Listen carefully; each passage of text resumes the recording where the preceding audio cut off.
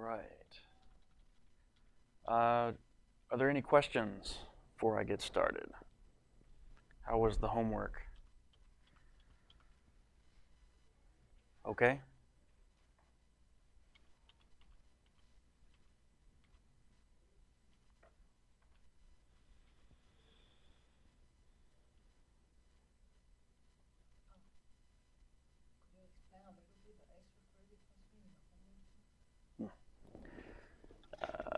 Let's discuss the extra credit question.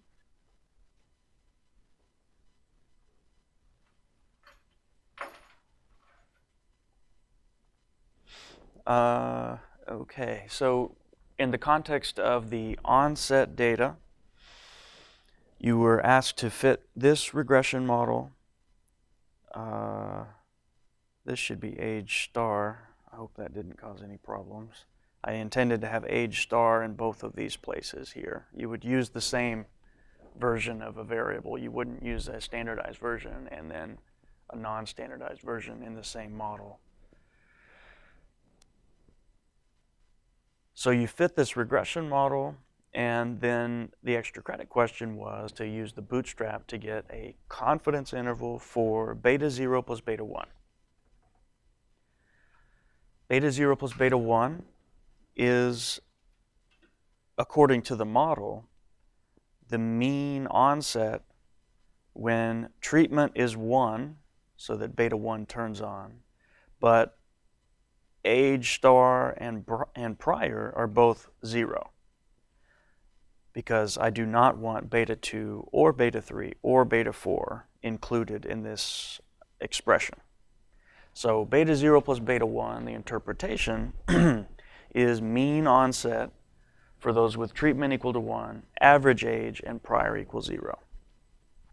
You didn't have to try to sample from individuals in your data that have those specific values. I don't know that you would have had any in that specific category. So what you would do is use the bootstrap to sample from the entire data set, and each time fit that regression model.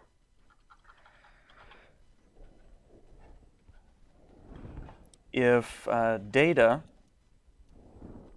is our observed data, that's what we got when we did read.csv, then the bootstrap could be done like this. So I'll say capital B is 1,000, say, and then a loop over all the bootstraps. First thing I want to do is sample with replacement from the data. When we have, in the regression context, where we have a response and the predictors that come with each individual, when we sample with replacement, we need to be sampling the entire row for the individuals. If n is the sample size, then we could do this like so. Data, the current bootstrap version of my data set is data, but I want to sample the rows with replacement. So I will say sample 1 to n, replace is true, and keep all the columns. So that is as if we read in the data originally. We have our original data set. The model that we want has treatment, prior, and age, but age needs to be centered. So because these are new data, essentially, I need to recompute the centered age variable. Might call it age-centered bootstrap, the Beth1. And here I could say with data, the bootstrap version, current version, compute age minus mean age. And then you're ready to fit the model.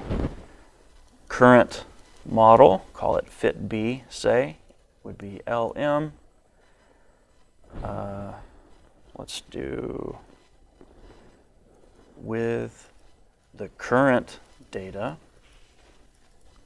fit onset tilde treatment age CB. I need to make sure I get the right age in there. Plus prior plus age CB times prior.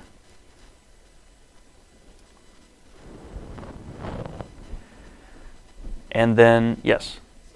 I might not be understanding sample, but should it be sample and then the data that you want to sample from? So sample PGA 1 to n and then the rest. Okay, so the question was about this line right here. And should not we be saying like sample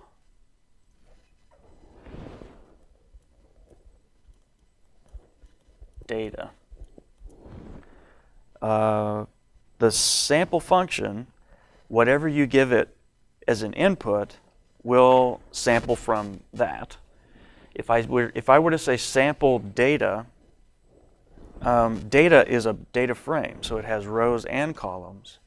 And when we sample, it's going to sample with replacement, if I put replace equal true, from all the cells in the data set. That could mean that, for example, you get the onset for individual 8 together with the treatment for individual 12 and age for individual 20 and that kind of thing.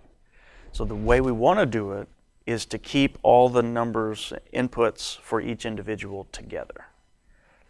That's the way that we preserve this linear model. The relationships in this fitted linear model should be consistent with the ones in the original data. And that will only happen if we keep each individual's collection of inputs together.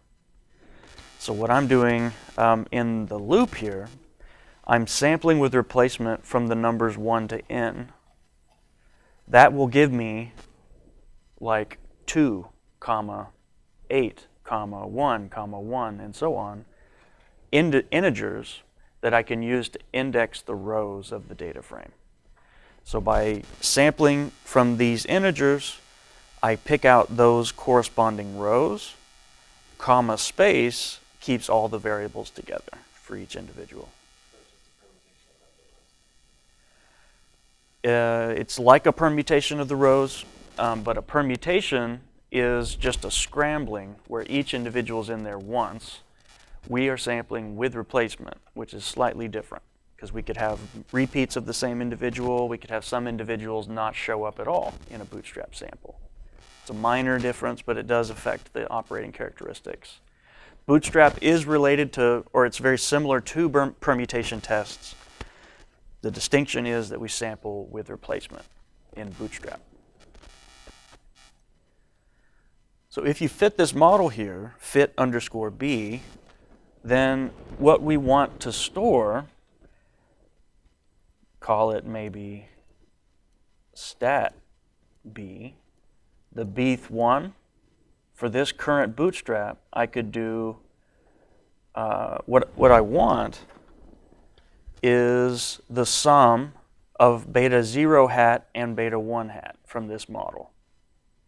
If I want inference, a confidence interval on beta 0 plus beta 1, then I need to approximate the sampling distribution of beta 0 hat plus beta 1 hat. Inside the bootstrap then, I need to compute beta 0 hat plus beta 1 hat. And you can do that by saying sum cof fit B, which gives us all the coefficient estimates, beta 0 hat, beta 1 hat, beta 2 hat, and so on.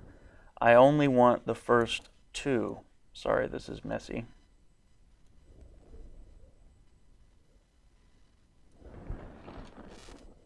So go get the estimated coefficients from the current model and add up beta 0 hat with beta 1 hat. At the end of this loop, you have 1,000 versions of your statistic, beta 0 hats plus beta 1 hats. And then you can just get the appropriate percentiles from that collection. So the confidence interval for beta 0 plus beta 1 would be quantile stat B for a 97 or 95% confidence interval. We could do it like that. Is that okay?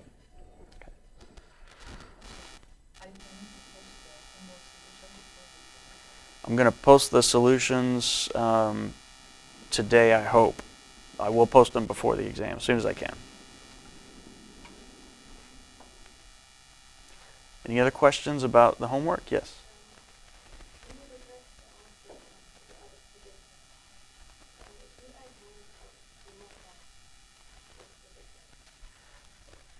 Okay, and when we do this regression model, if we add one or remove one, what's the difference?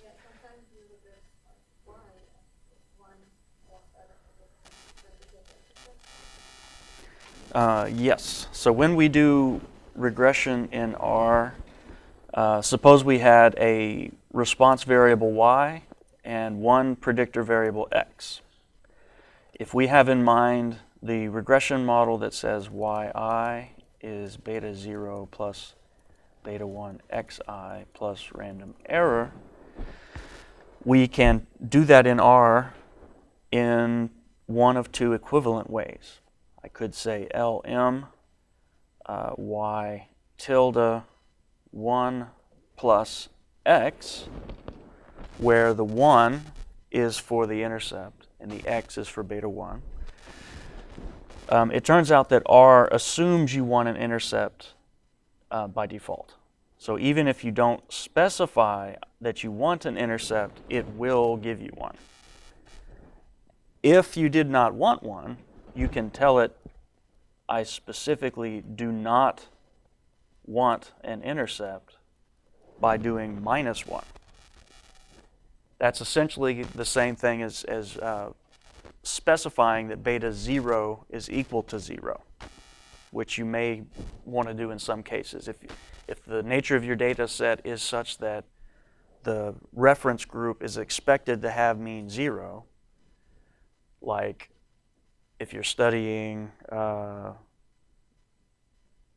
don't know, a rash that comes in as a result of being exposed to something, and the study is you come in and we take a baseline measurement of your inflammation on your arm maybe, and then we expose you and we measure you again after you've been exposed. At time 0, nobody has been exposed to anything, so it might be reasonable to restrict your model to have a mean of 0 at baseline. If it makes sense to do that, you can save yourself a degree of freedom and have more power to test the other things. Most of the time we keep an intercept in the model, and you can specify that by doing 1+, but you actually don't have to do 1+. I do 1+ typically, if I remember to, just feels like good practice to me to be clear about what exactly is going in my model. But you can do it either way. Yes? Can we mean center age outside the loop? So the question was about the extra credit, and can we mean center age outside of the loop? If you do mean center age outside of the loop, then when you bootstrap inside the loop, you have new data, and if you sample from the centered version of age correspondingly, so suppose we do this bootstrap and we get that my first bootstrap sample is supposed to be composed of individual 2, individual 8, individual 1, individual 1 again, and so on. Suppose we have a specific set of indices that we're going to use. We could get those rows of data, and then suppose we got the corresponding elements of the centered age. That new age won't necessarily sum to 0 anymore. If it's summed to 0 on the original data, but we bootstrap, we can have replicates of the same, and we can have others that are not there at all, so it won't necessarily sum to 0. That's why, ideally, you would want to redo it inside the loop. It's a minor thing, but you would want to do it inside the loop, ideally. Mm-hmm. So on the exam, things that I've asked you in homeworks 1 and 2, I think, that's what I recommend you review. If it's the kinds of questions I'm going to ask you are like what you've seen on homeworks 1 and 2. Load in a data set, fit a regression model. Load in a data set, do the bootstrap to compute a confidence interval or a p-value. Interpret a confidence interval and a p-value. And basic Bayesian inference. Know how to apply, if you have a likelihood and a prior, know how to put them together to get a posterior. I have a question about that. So for this case, you can use the new beta in terms of the old binomial, just the formula for it. Yes. If you want to plot a curve using just like a vector in terms of a function, so like we're integrating the function, but we only have a vector of numbers for that, and we can't do like the beta distribution function, how would you do that in R? Like, would you just have to sum instead of integrate, or? Let's see. So we are seeing the case where we specify an exact distribution for the prior. We have also seen where we might partition P to only take these specific values, and we assign some arbitrary probabilities to those values. How can you integrate over that partition then? You can't. So if you do the partition thing, you can't integrate. You have to sum. That's not a perfect representation of the problem, but if we do say, in the case of binomial data, say x is binomial in P, if we restrict that P can only take a set of possibilities, then we have to have a prior for each one of those possibilities, and we're setting it up so that P is discrete. It's a discrete random variable. So the Bayes' theorem would be posterior for P given the data equal to the likelihood of P times prior of P, let's call it f of P, divided by normalizing constant. And that normalizing constant would be a sum. If you specify a valid prior for that partition of P's, then you have a valid posterior distribution that you got by summing in the denominator.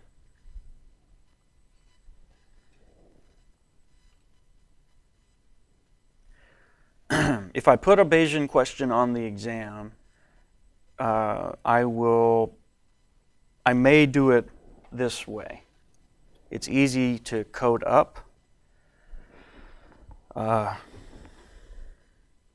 the sum is easy to do. So I'm not. Well, we'll see. Be sure you're comfortable with going from a likelihood and a prior to a posterior. So you've got the homework 2 question to refer to.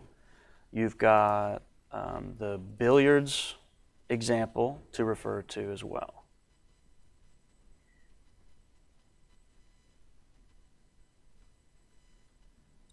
Other questions? You didn't ask for a F-test or likelihood ratio test in the homework too.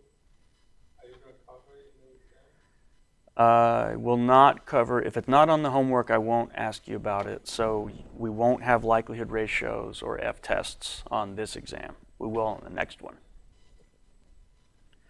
So make sure you're comfortable with the assumptions of a linear model. Make sure you know how to interpret the regression coefficients, and that's not always easy, especially if you have interactions in the model. So spend some time so that you know how to interpret coefficients in a model. Yes?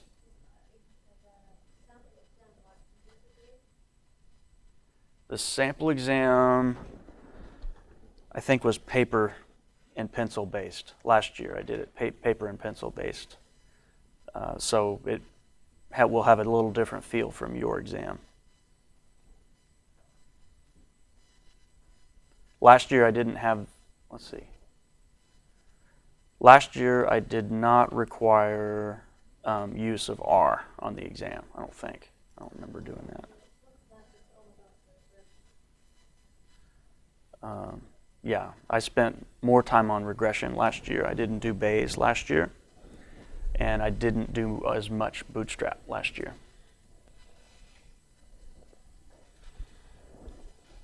So the exam will look more similar to the homework than the last year's. Yeah, I would say this exam will look more like your homeworks this year than last year's exam. You'll have 70 minutes. Remember that I will be here 20 minutes early, so you're welcome to be here 20 minutes early. 50 minutes goes by really fast on these exams where you have to load a data set and actually do stuff in R. So last year my exam was way too long. Exam 1 was way too long. This one's significantly shorter. I hope you have enough time to do it. There's only one data set that you have to load in. Right, but I do recommend take advantage of those extra 20 minutes because we have to get out in time because there's other people coming in after us.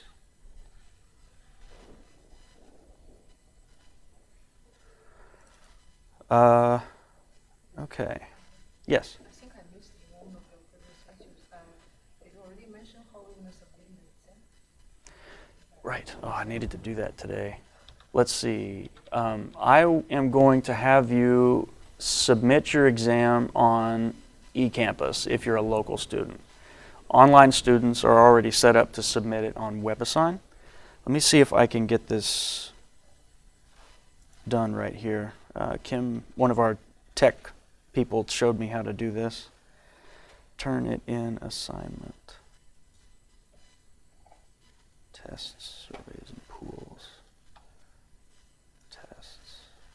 Build test.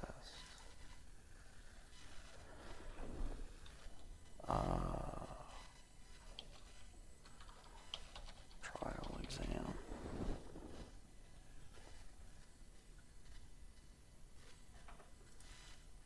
I'm going to see if I can set up a demo that we can try out right now. File response. Basically, you're going to go to eCampus, and under course content, I'll have exam.pdf. So you download the PDF, and that's everything you need right there.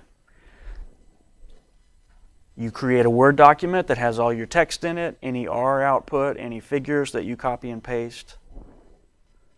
And then you will go to eCampus, and there will be an exam link. And inside, it will allow you to upload a file. So I think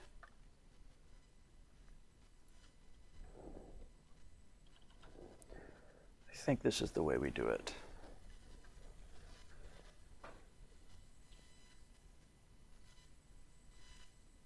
So how about you guys log in, or at least a few of you log in to eCampus and see if you see this thing. Am I supposed to see it under the course content or? Let's see. Where does it go?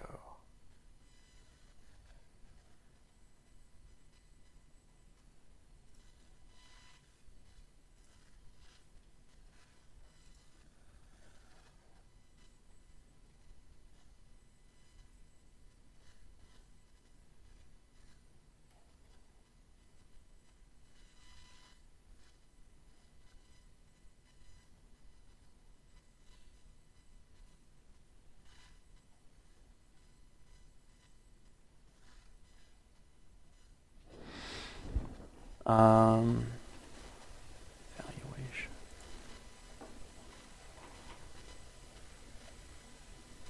I think the turning mean is supposed to show on the left side. I remember there is from somebody. Oh, really?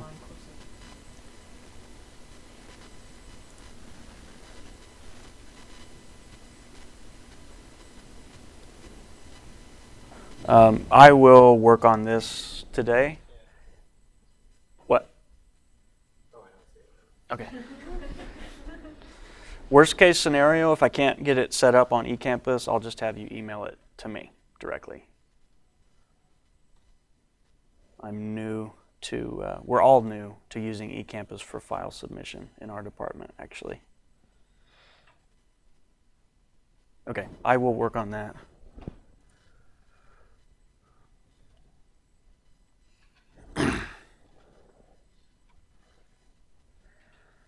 Let's see, there was one of our data sets that I wanted to revisit today.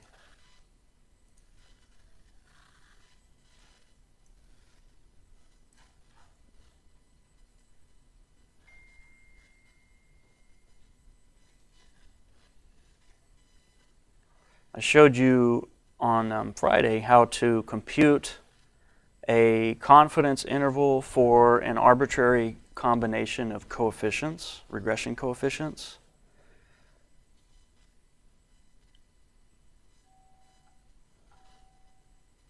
Let's see which one I had in mind.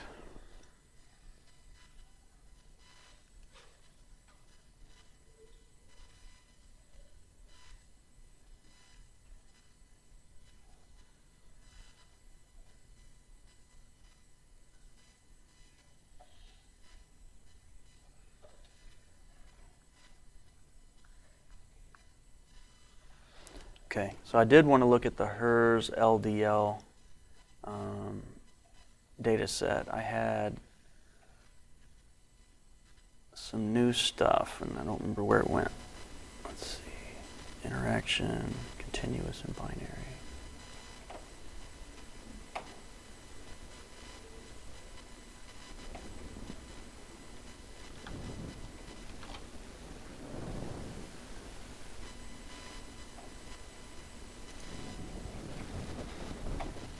I'm going to go get the HERS LDL script from eCampus. See if I've got the most recent one.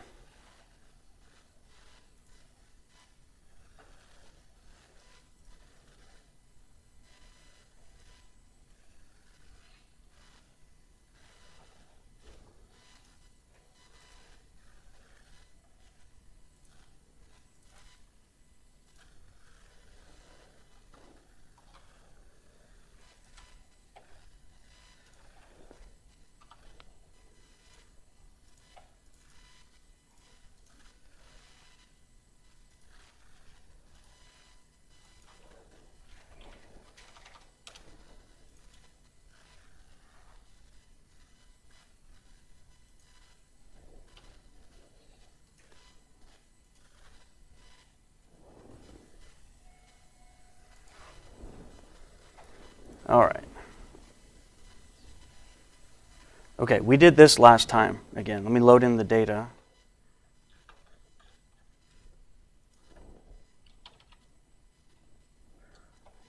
And do the first little pre-processing stuff to get rid of NAs and some variables that I don't want. 2,700 individuals left over. And we fit a regression model like this one using centered age, BMI as the response, and we considered all of these covariates.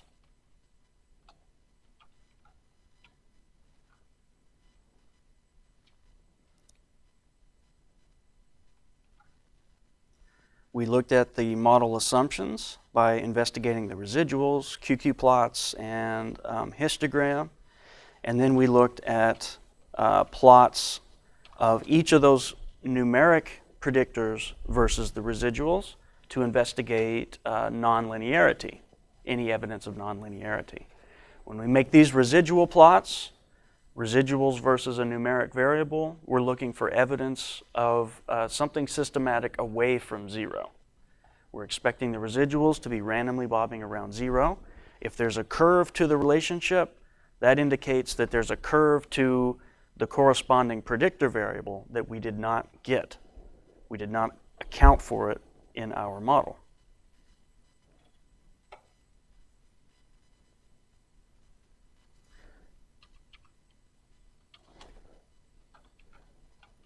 We have these outputs. For example, we have a coefficient for treatment that we can interpret as the difference, the mean difference between placebo and treatment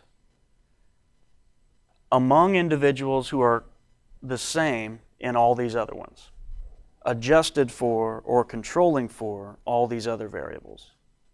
And it is not statistically significant, not statistically significantly different from zero. And then I showed you how to do a confidence interval for an arbitrary linear combination of coefficients. Here we want 95% confidence interval for mean BMI for a specific subpopulation. Treatment is yes, received treatment. Average age, white, non-smoker, and so on. So I specified specific values for all the input variables, and then that corresponds to a particular linear combination of the betas. I want beta 1 plus 1, 2, 3, 4, 5, beta 6, and so on. My estimate is a linear combination of the coefficients, like V transpose beta, where V is all those coefficients.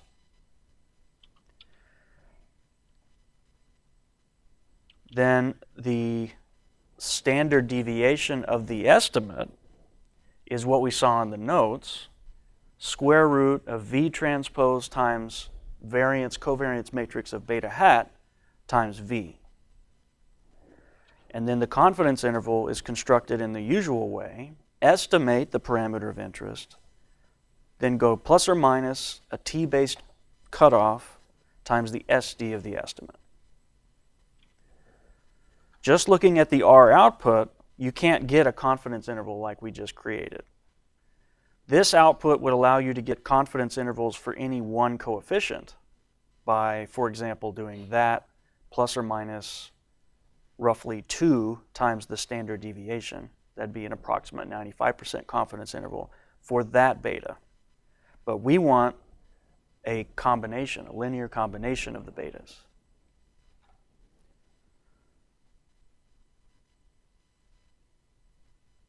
Did I go through this part last week? The example of likelihood ratio and F-tests? Can't remember if we did. I think not.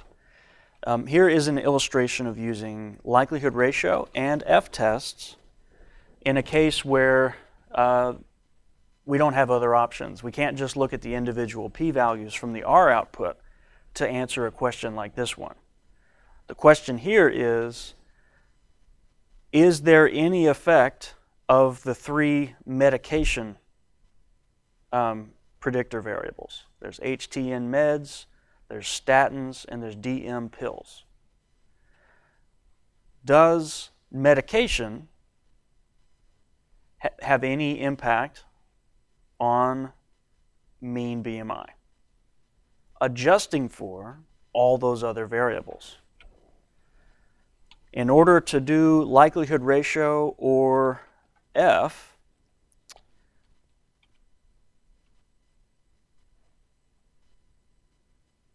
we need to fit two different models, remember. Let me find the one I want to look at. We need to fit two different models, the unrestricted and the restricted or null model. The unrestricted model is the one that we started with. And the null or restricted model is the one that we want to consider as possibly holding. It's generally going to be nested within the full model. So it's going to look like the full model where we've taken out one or more of the coefficients. So here in the R code, I'm going to do that. First thing I did was get the fitted values of BMI. I can get that with X times beta hat. Model matrix X or design matrix X, matrix multiplied beta hat, will give me fitted value for all n individuals. The design matrix for the null hypothesis, I'm going to make it using model dot matrix. And if you inspect this formula, it's the same as the formula that we had up above, except that I took out all those medication variables. So those three are not in this model matrix. It's a restricted model matrix. The dimensionality now, whereas it was 18 above, we had 18 beta coefficients. Now it's 15 because we removed 3 of them. To do likelihood ratio and F, we need to fit both models and we need fitted values and residuals from both models. Here is fitting the null model. This is different syntax from what we've seen so far, so let me just say something about this. LM, response is BMI, and the way I'm specifying the model I want is using that design matrix. You don't have to do it that way. I could have written out BMI tilde and just write all of that into this formula. It's equivalent. If you have the design matrix already built for your model, you can just pass it in as an argument to LM. I subtracted 1 because if you don't, in this case, R is going to give you 2 intercepts. This expression for the model matrix does not have a 1 plus in it, but again, like we said at the beginning of class, R assumes you want an intercept unless you say not. So X0 has the full model represented, including the intercept. If I passed in X0 and that's it, R will add an additional intercept, which is not what we want. It would actually be 2 intercepts. So I'm saying use the model that's defined by X0 and don't give me any more intercepts. That -1 is for preventing multiple intercepts. Here is the null fitted value. Here then are the null predicted values, y hats. And here are the residuals from the null model. Up above, we already have the residuals from the unrestricted model.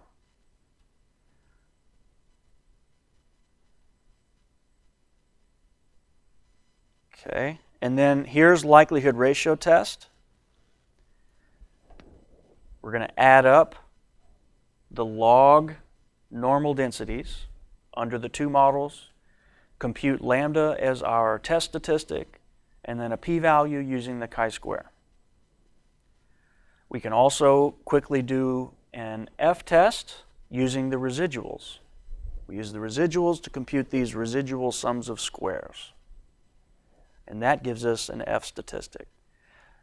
The f-test and the likelihood ratio test are doing slightly different things, so they won't exactly agree, but they will. You should expect them generally to qualitatively agree. So that's likelihood ratio in f. And I also have this example down here, which is a little different. Suppose we wanted to test null hypothesis that the coefficients for LDL and HDL sum to 0. Is the LDL effect the opposite, the inverse, so to speak, of the HDL effect? I don't have a real good scientific reason to expect that, but I want to illustrate what you can do with a regression model. Suppose we wanted to test null hypothesis that beta for LDL plus beta for HDL equals 0. Or in other words, beta for LDL equals minus beta for HDL.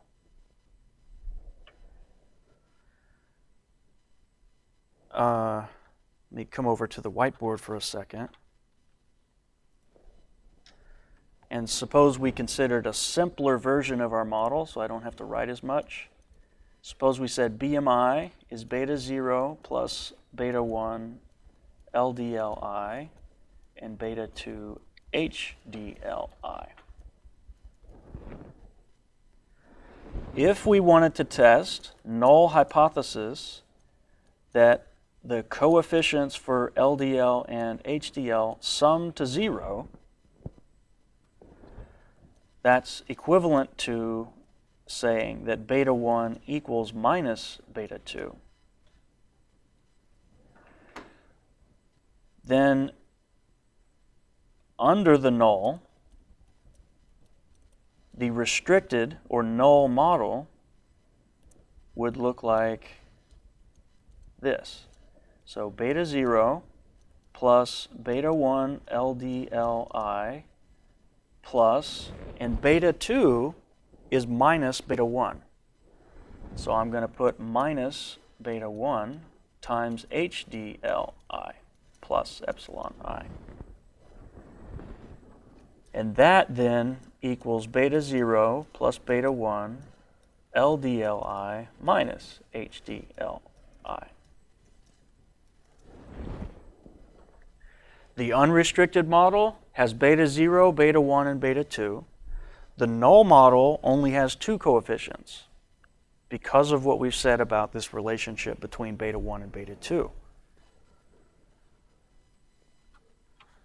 So over here, let me note something real quick. These two models are not nested. Well, no. They're not nested within each other in the sense that a nested model would be this exact same thing, except pull out one or more of the covariates. Likelihood ratio and f-tests are for nested models. If I want to do inference on this particular null hypothesis, likelihood ratio is not strictly right for this approach. But what I can do is construct a confidence interval for the sum of those 2 coefficients, and we could just check whether it contains 0. Checking whether a confidence interval contains a hypothesized value is equivalent to doing a test of the null hypothesis for that value. So here I'm going to use the bootstrap.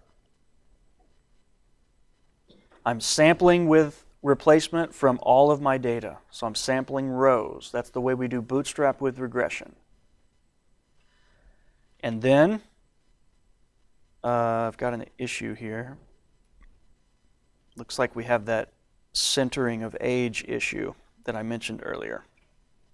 If I sample with replacement, then I need to recompute the mean-centered age. Let's do with data B, age minus mean age.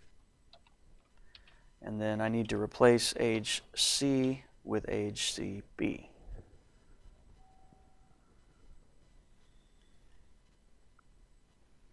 So inside the bootstrap loop, I'm sampling with replacement from the entire data set, and then I'm refitting the model of interest, which is the full model. It has the medications in it still. Statins and HTN meds and DM pills are still in there. All I'm doing is a confidence interval. If you use the bootstrap for a confidence interval, you don't have to do any transformation of the data beforehand. You don't have to force the null to be true or anything. We're just getting a confidence interval. So I refit the model each time to the bootstrap sample, and then I computed the statistic of interest. In our data, coef fit, we are considering whether LDL and HDL sum to 0. LDL and HDL are right here. Match LDL in the coefficients of fit in the names of coefficients fit 14. The 14th beta is for LDL, and then the 15th one, since it's right next to it, is for HDL. To get the sum of the corresponding coefficients, I'm pulling out the coefficients of the current fitted model and adding them up. So let's just run this, and then I'll let you go. After doing this, we'll have 1,000 versions of our statistic.